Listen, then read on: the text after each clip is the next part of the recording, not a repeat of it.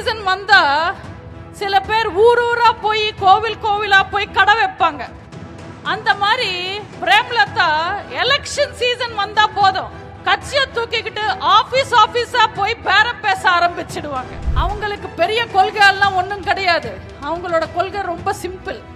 அந்நியாருக்கு note, மச்சனருக்கு சீட்டு, அவ்வளவுதான். நல்ல வேலை இதெல்லாம் பார்க்காம கேப்டன் சார் சீக்கிரமா போயிட்டாரு.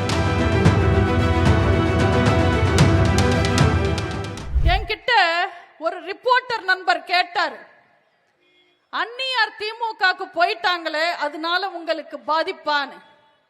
நான் அவருக்கு சொன்னேன், என்னைக்கு நாங்க அவங்கள சேர்த்துக்கிறோம்னு சொன்னோம், அவங்க போனா நாங்க வருத்தப்பட பாதிக்கப்படன்னு. இந்த திருவிழா சீசன் வந்தா சில பேர் ஊர் ஊரா போய் கோவில் கோவிலா போய் கடை வைப்பாங்க. அந்த மாதிரி பிரேமலதா எலெக்ஷன் சீசன் வந்தா போதும் கட்சியை தூக்கிக்கிட்டு ஆபீஸ் ஆபீஸா போய் பேரம் பேச ஆரம்பிச்சிடுவாங்க. தோல்ல துண்டு போட்டு கொள்கையை பேசின அரசியல்வாதிகளை நீங்க பார்த்திருப்பீங்க. துண்டு போட்டு பேரம் பேசுற ஒரே அரசியல்வாதி பிரேமலதா மட்டும்தான். நம்ம அண்ணன் எடப்பாடியார் தீர்க்கதர்சி. அதனாலதான் அவங்களுக்கு 2025 எம்பி சீட்டு கிடையாது, 2026 தரேன்னு சொன்னாரு. அவங்களுக்கு மட்டும் போன வருஷம் 2025 எம்பி சீட்டு கொடுத்திருந்தா அந்த எம்பி சீட்டும் வாங்கிக்கிட்டு மாறி போய் கூட்டணி வச்சிருப்பாங்க. இந்த அம்மா சின்ன வயசுலயே பெருமாள் கோயிலுக்கு போய் பொங்கல் வாங்கி சாப்பிட்டுட்டு பெரியார் கூட்டத்துக்கு போய் உட்காருவாங்களா. நம்ம அண்ணன் எடப்பாடியார் அவர்களுக்கு தெரியாதா, வித்தை முடிக்கிறதுக்கு முன்னாடி குரங்குக்கு வாழைப்பழம் கொடுக்க கூடாதுன்னு? நீங்க எல்லாரும் ரஜினி படம் அண்ணாமலை பார்த்திருப்பீங்க. அதுல ஒரு ஏல சீன் இருக்கும்.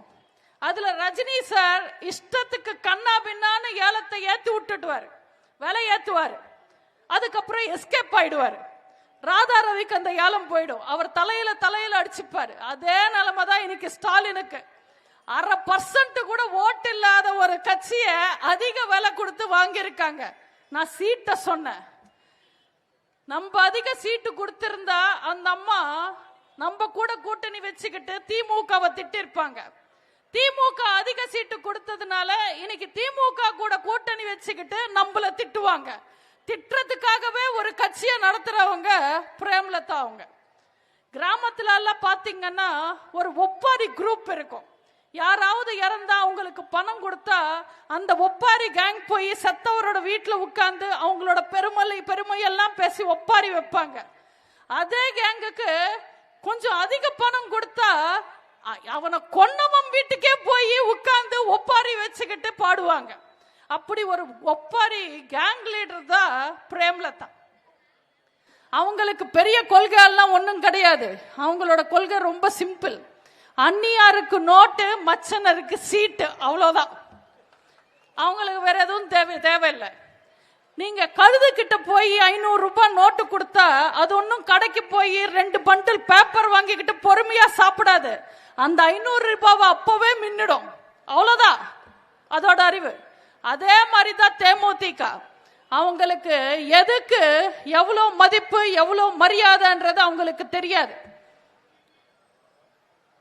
நல்ல வேலை இதெல்லாம் பார்க்காம கேப்டன் சார் சீக்கிரமா போயிட்டாரு. ஏன்னா நல்லவங்க சீக்கிரமா போயிடுவாங்க கொடுமைகளை பார்க்காம.